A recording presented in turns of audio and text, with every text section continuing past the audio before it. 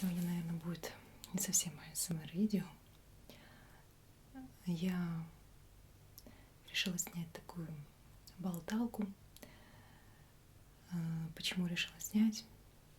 На днях открываю творческую студию, и мне там сообщение от YouTube.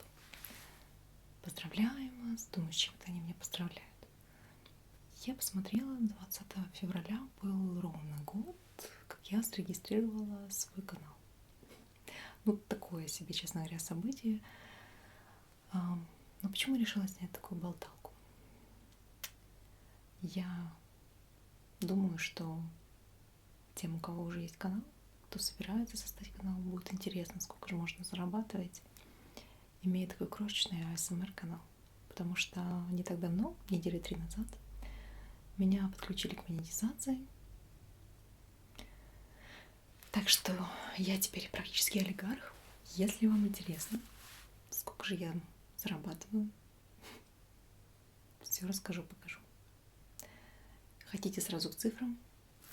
Тайм-код оставлю в описании. Ну а тем, кому интересно, вообще с чего все началось, как все происходит, ну, лично мой опыт, да. Потому что я, как много информации, с которой хочу поделиться с вами, я ее не нашла.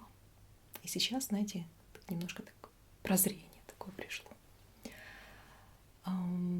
Скажу честно, информации будет много, всякой разной, так что берите чаек, кофеек, киселек, какао, может быть, даже. В общем, будем сплетничать и болтать. Сейчас на канале спустя 10 месяцев моего скромного творчества на YouTube подписалось 2250 человек. Вот ровно на момент, как я снимаю видео. Но не считая достаточно большого количества отписавшихся, конечно, было бы гораздо больше людей, но понятное дело, что без этого никак, так что это тоже имейте в виду, это будет. И это нормальный процесс. Хочу начать с того, что как же это все оказалось непросто для меня. Ну, поподробнее расскажу, что к чему. Ну вот, например, даже сейчас я переписываю это видео второй раз. И все почему? Потому что впервые почему-то не записался звук. Ну, в общем, 25 минут видео не записалось. Да, это обидно, это огорчает, но это будни ютубера. Такое случается часто. Иногда приходится просто переснимать, потому что когда ты смотришь, что ты там наснимал, ну, такое показывать нельзя. Ну и так начнем. Как же я пришла к тому, чтобы создать свой YouTube-канал? Знаете, это все началось в конце 2020 года, когда вот бахнул опять карантин. Ну, а так как я работаю парикмахером, понятное дело, надо было чем-то заниматься. Ну, а чем будешь заниматься? Только вот с чем-то, что вот онлайн. В общем, я стала думать, какой же канал завести, потому что да, об АСМР я на тот момент еще даже не знала. Я думала завести на тематику вот по своей работе, даже сняла несколько роликов. Потом что-то не пошло, я решила сделать, знаете, какой канал, не поверите, с криминальными историями, всякими убийствами, такое-сякое. Но когда я сняла несколько роликов, когда я монтировала, я поняла, что это такой стресс. Я просто была в ужасе от тех историй, которые ты ищешь, ты все это через себя пропускаешь, потом ты это все монтируешь, ты это все видишь. В общем, это был ужас ужасный. Я поняла, что я не смогу такой контент выдавать, просто не смогу. Ну и как-то я так сидела уже как-то, и мне в рекомендациях YouTube порекомендовал весьма странный канал, как мне показалось. Это был канал, назывался ASMR Fly или Fly ASMR. В общем, там такой паренек, очень юный на тот момент, он и сейчас, конечно, юный, что-то такое делал, вообще непонятно, даже там комментарий оставила. Я говорю, это что это вообще такое? Но эта аббревиатура у меня засела в голове. ASMR. И я пошла в YouTube. Конечно же, в поиск ASMR. И мне выдала королеву русскоязычного ютуба. Безусловно, это Хей Хелен. И я этому очень рада, потому что это было действительно настоящее знакомство с ASMR. Я нашла, не помню, сколько я времени провела на ее канале, но помню, что вот отчетливо помню мое настоящее знакомство с АСМР, когда я просто улеглась, разыскала наушнички. Благо у меня были более-менее нормальные наушники, потому что мне кажется, что те, кто не испытывают мурашки от качественного АСМР, у них просто проблема с наушниками. Там нет каких-то, может быть, определенных частот, или, ну, я не знаю, даже самые дорогие наушники, они могут не передавать. Вот не все наушники подходят для АСМР, я уже в этом убедилась на своем личном опыте. Очень важно подобрать наушники, которые смогут передавать вот эти вот частоты. У меня были на тот момент очень неплохие наушники, хотя очень дешевые, какие-то китайские ноунейм, но звук был просто обалденный. И я помню, как я лежу на спине, и меня пробирает просто от макушки до самых пяток. Эти мурахи бегают просто табунами, просто толпы мурашек. Я обалдела, честно. Это такое удовольствие, это такое наркотическое удовольствие, честно. Я обалдела. И потом, когда я начала смотреть другие АСМР-каналы, я нашла столько странных каналов, карикатурных, мой наполовину карикатурный, но там совсем было что-то. И все равно люди подписывались, и все равно люди писали хвалебные комментарии. И вообще в АСМР как-то хейтеров по минимуму, по-моему. Тогда подумала, да почему нет? Это же такая классная штука. Но я понимала, что у меня нет ничего для того, чтобы заниматься всем этим. Я так взвесила все за и против и поняла, что самое главное для АСМР, наверное, все-таки больше звук, чем картинка. Поэтому я решила, что вот, чтобы не было совсем карикатурно и не мучить уши людей, я решила обзавестись вот микрофоном, но он должен был быть, я бы, конечно, Blue Yeti хотела, но, во-первых, тогда, ну, такой не самый дешевый вариант, и он подключался, насколько я помню, вот к компьютеру. То есть там такой был разъем, что напрямую к телефону не подключишь. И я как-то вот наткнулась на канал девушки одной, у нее был этот микрофон, которым я сейчас пользуюсь. Вот, и такое звучание было приличное. Картинка тоже была не айс, конечно, но звук был очень хороший. И я посмотрела, сколько он стоит, но, честно говоря, на тот момент цена кусалась. Он был в районе $200. Ну, это не 3 копейки, чтобы просто их потратить, чтобы потом он пылился, лежал. Но я подумала, что, ну, не подмажешь, не поедешь, если ты совсем никак не вложишься, то, ну, какой смысл тогда вообще заводить YouTube-канал, если ты не готова в него никак вкладываться, правильно? Я купила этот микрофон, сняла несколько видео, каких-то довольно странных, и как-то забросила на месяц. То есть первое видео я выложила 24 февраля, там несколько роликов было, а потом как-то, ну, как-то, в общем, не помню, то ли опять другим каналом вернулась, то ли какие-то сомнения были, то есть что-то такое.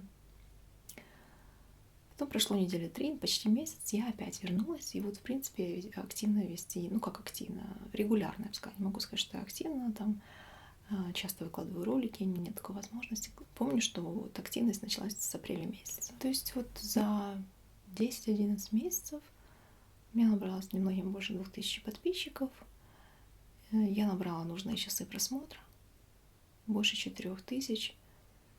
Ну и подала заявку на монетизацию. То есть монетизация у меня получилась спустя 10 месяцев. Не очень настойчивой, но достаточно регулярной работы. Я никак не рекламировала свой канал вообще, оставляла комментарии, да, это так, оставляла, я тратила на это много времени, много сил. Мало того, что ты вот монтируешь ролик, то есть, чтобы вы понимали сам процесс, я еще о нем расскажу. Но вот вся моя реклама была это комментарии. Но я проводила где-то часа полтора в день. Я тщательно смотрела, старалась комментировать со смыслом, с каким-то юмором. То есть не просто классное видео, классное видео, классное видео, классное видео, ну одно и то же. Но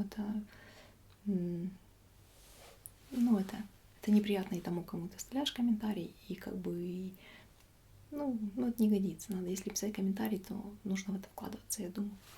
Потому что автор тоже заслуживает не просто там пропиариться у него. То есть ему хорошо, что ты пишешь комментарий, но это должен быть комментарий с душой, как мне кажется. Ну, так вот, теперь, скажем так, хочу немножко поделиться своим личным опытом, к каким выводам я пришла.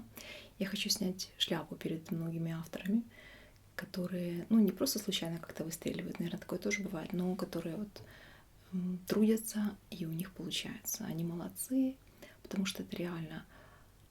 Если бы я знала какой-то труд, если бы я знала, чего требует YouTube, чего требует канал, каких затрат, может быть, я бы в это и не ввязалась, наверное.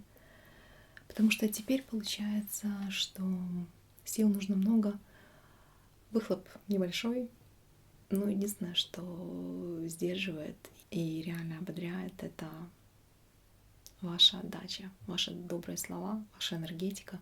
Это единственное, наверное, вот на начальном этапе, что может как-то стимулировать. Реально. Мы сейчас уже скоро переходим к самому интересному, да, к цифрам моего первого заработка, какой я олигарх. Но перед этим хочу сказать, как вообще происходит процесс съемки. Я не знаю, у кого как, но мой процесс съемки это нечто. Я выставляю кадр часа полтора в среднем. Обычно это дольше. То есть ты выставишь так, тебе не нравится, ты бегаешь туда-сюда, туда-сюда, куча пробных роликов. То не так, то не так, то не так. Там не тот ракурс, там морда лица не очень выглядит, там еще что-то. Наконец-то кадр кое-как выставил. Потом ты записываешь, что ты смотришь, что ты записал какой-то ужастик. Ну или как сейчас, вот звук не записался, и ты все опять. А уже усталость накапливается, тебе и жарко, тебе и тяжко, и спать хочется, и на работу завтра, и... В общем, когда нет работы, можно этим смело заниматься. Когда есть основная работа, нужно набраться много сил, терпения. Вот. Это непросто. Потом ты делаешь обложку. Куча стоп-кадров, чтобы найти хотя бы одну какую-то удачную морду лица. Вот. Потом ты там то улучшаешь, то добавляешь, то убираешь. Глаза при этом вообще у тебя на выкате. Потому что я думала, как? Снимают что-то обышло и косят бабло. Я тоже так хочу. Это так не работает. Вообще не работает. Может, когда-то это срабатывало, но в моем случае это вообще так не работает. Значит, потом ты отсматриваешь, что ты там понаснимал. Когда ты уже снял, смирился с тем, что это так и будет, что 10 раз ты уже переснимать. У тебя просто нет ни сил, ни возможностей. Оставляешь то, что есть. Потом пытаешься это монтировать. У меня на монтаж уходит минимум 6 часов без перерыва. А были ролики, которые я монтировала по 4 дня. То есть это вот ролик, который вообще никто не смотрит, но это там, где я копирую звуки животных. Это было что-то, честно. Я вообще не могу сосчитать часов, сколько я потратила на монтаж. Чтобы оформить ролик, это тоже не 5 минут. Пока придумаешь название приличное, чтобы оно как-то поиском было замечено, чтобы как-то было наглядно. Теги, все это позаполняешь. А теперь добавились субтитры. На субтитры я трачу в среднем, если ролик там с минимум разговоров, где-то практически 1,5 часа. То есть набираешь это все вручную, двигаешь эти субтитры. Там так все это неудобно. В общем, потом переводишь на другой язык, оно переводит коряво. Ты еще вручную корректируешь там другие языки. В общем, короче, это тоже не 1 час работы. У меня, по крайней мере. Может, я как-то на стриме у Хей Хелен, она сказала, что у нее ролик занимает, чтобы не соврать, вот не помню, то ли 4 часа на все, то ли 8 часов, то ли от 4 до 8. В общем, как бы я только могу мечтать о таком, чтобы снять, смонтировать, сделать обложку, и все это за 4-8 часов. Для меня это фантастика. В общем, да. Пока что 1 ролик в неделю для меня это, я уже чувствую, начинает меня это периодически даже тяготить. И вот в связи с этим я даже на таком, знаете, я вам сейчас расскажу, какое вознаграждение финансовое этот труд. Вот. И вот перед тем, как перейти уже к цифрам, да, показать там свою аналитику немножко вот по расчетному доходу, я вообще стала задумываться, как быть дальше вот с каналом, потому что понимаю, что я иногда уже, как сказать, в какой-то степени не вытягиваю уже. Мне тяжело все это дается. Вот что снимать тоже вопрос, потому что мой любимый триггер — это почесушки микрофона, шепот. Я обожаю, я засыпаю. Я обычно не смотрю АСМР, я вот только слушаю. Ролевые меня как-то не очень впечатляют. Я не понимаю ролевых на медицинскую тему. Объясните мне, в чем прикол. Меня не мурашит. Для меня любой визит к доктору — это стресс. Даже если он самый добрый, шепчет и гладит меня перчаточкой, я не знаю, меня это как-то не очень. Но мне это нравится снимать. Это так чувствуешь себя даже в какой-то степени актером. Это интересно. Короче, наболтала я тут. Лью воду, он с пустого в порожнее. В общем, не знаю, как быть. Может, у вас какие-то есть советы, какие-то предложения. Но я не знаю, я замечаю, что, в принципе, выстреливают как-то вот каналы, которые, ну, скажем так, вот начинали с каких-то там триггеров, а потом все равно как бы приходили к ролевым, и они как бы, ну, таких неких заложниках, наверное. То есть ты должен снимать какого-то врача с фонариком, это берет просмотры. Не знаю, не знаю, как быть. Нет, планирую снимать всякое разное и поболтать, и почесушки мои любимые по микрофончику. Может быть, какие-то ролевые. Но опять-таки ролевые. Как снимать ролевые, если особо фона нет, инвентаря нет, ничего нет. Ну, карикатуру какую-то делать я не хочу. Но делать что-то, что не позволяет каналу расти, это тоже какое-то такое некое преступление. Пока не знаю, как быть. Вот я на каком-то таком раздорожье, распутье. Предлагаю перейти теперь к самому интересному. Сколько же мне удается зарабатывать, имея чуть больше 2000 подписчиков и около 12 000 просмотров в месяц всего-то, да. Для этого нужно переместиться в аналитику, в творческую студию, что мы сейчас и сделаем. Так, монетизацию мне подключили 3-го, 4-го я получила уже первые 10 центов, потом 16, потом день выхода нового видео, и получается 52 цента. Потом идет на спад 17, 29, 24. Вот. И потом получается перед новым видео 10. И вот следующий ролик новый 54 цента. Вот. Потом, естественно, просмотры опять падают. И снижается сумма. Все ниже 19, потом чуть больше. Вот, потом опять снижается, и опять выход нового видео. Тут не совсем видно, но тут тоже 50 центов. То есть каждый новый ролик оплачивается мне в $0,50. Вот с 4 по 21 включительно, даже по 22. Вот получается за 18 дней мне удалось заработать вот $5. Но это чистый доход, вообще почти в 2 раза больше, около 10, но YouTube просто забирает 45% от дохода. Ну вот, подытожив, вы теперь знаете, что, проведя 10 месяцев, никак не рекламируя канал, думаю, что вот за февраль, за первый месяц моей монетизации я вот заработаю где-то в районе $8. Сколько бы я, за какое время я бы заработала деньги на основной работе, смотря какой заказ, наверное, но думаю, что, ну, я не знаю, минут за 20, может быть, 30 максимум, я не знаю. Смотря какая услуга, конечно, но вот подумайте, 20-30 минут не напрягаясь, как-то там, ну как не напрягаясь, но немножко поработать или целый месяц что-то ты снимаешь, что-то ты делаешь, получаешь $8. Я знаю, я понимаю, что это самое главное, но согласитесь, любой, кто начинает вести свой АСМР-канал, первое, чего он хочет, это получать с него финансовую выгоду в том числе, если не в первую очередь. И я не хочу впадаться в какую-то прелесть и говорить, ну что вы, нет. Конечно же, я тоже хотела в свое время снимать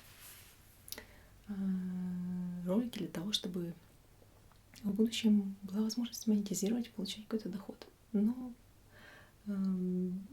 как оказалось, это очень долгий тернистый путь в моем случае. потому что я реально осознаю уровень своих АСМР. Да, еще как бы АСМР, там же рекламы не понаставляешь, только в начале видео. И то не факт. Мне одно видео со звуками рта вообще написали, что это непотребство, не годится, рекламодателю не подходит. Там было у меня видео с эхо. Да, представляете? Так что, да, СМР-контент, я не знаю, как его монетизируют другие, там, когда он такой сексуализированный, как это все проходит. Или там какой-то другой доход, наверное, на монетизацию не особо рассчитывают. В общем, короче, не знаю я уже даже, что к чему и как. Но я не знаю, у кого как, но пока что такой вот заработок $8. $8. Мешок. Это как? Вот так. Мешок с деньгами. Но я жду ваши советы. Благодарю за любую активность, за любую отдачу. Я это очень ценю. Всем желаю мурашек, приятных снов. Только всего самого замечательного. Ну а там посмотрим, что к чему. Все, всем пока. Надеюсь, скоро увидимся.